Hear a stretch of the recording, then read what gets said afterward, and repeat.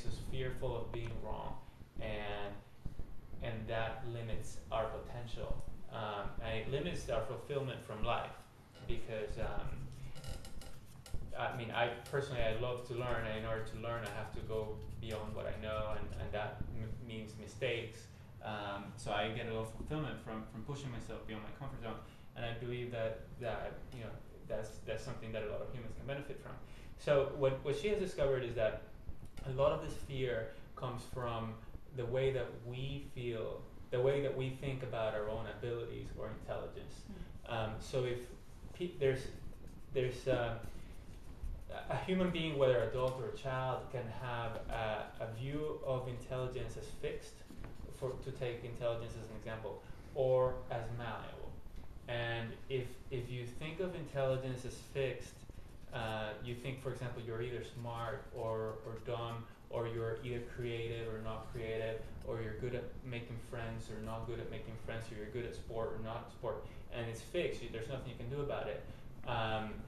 Then what happens is, what the research shows,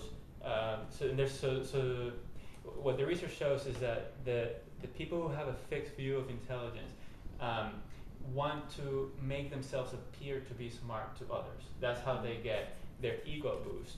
And so what actually happens is that they stay within their comfort zone, and they do things that they're very comfortable at doing, that they're very good at doing. And that they get praised from other people as being smart or good or creative or whatever it is. And they don't like to make mistakes. They don't go anywhere where they could make mistakes. And they view effort as a sign of weakness, as something that is for people who are lower, who have a lower level of intelligence or a lower level of abilities. And so effort is a negative thing, and they want to do things very quickly, and that makes them feel good, because that makes them feel like they're very smart or very capable. As opposed to people who think of intelligence or abilities as something that is developed over time. And when people have this conception of intelligence or abilities, they behave in very different ways. They're always pushing themselves beyond the comfort zone. Otherwise, if they stay within their comfort zone, they're bored. They're like, I already know this is a waste of my time. I want to go do something that's worthwhile to me. That means I want to learn something new and push myself. And if I fail, that's okay. I'll learn from it. I'll try something else.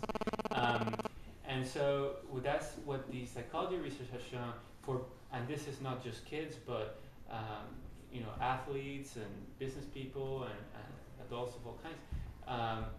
When people think differently about these abilities, they behave very differently. And so what we do is we help, and so the other thing is that humans tend to think of abilities as more fixed than they are, and we become really good at certain things because we develop those things over time, and then they become very easy to us, and then we get the impression, the feeling that we are good at those things because we're naturally good at them. And so there's this like human tendency to think that we're good or bad at things because that's how we were born. And then if we try something new, it's difficult. So we say, that's probably not, I wasn't born for this. But we kind of forget that we've worked all this time in what we've developed, and we haven't worked at all in this new area. And so what we do is we point that out, and we point out that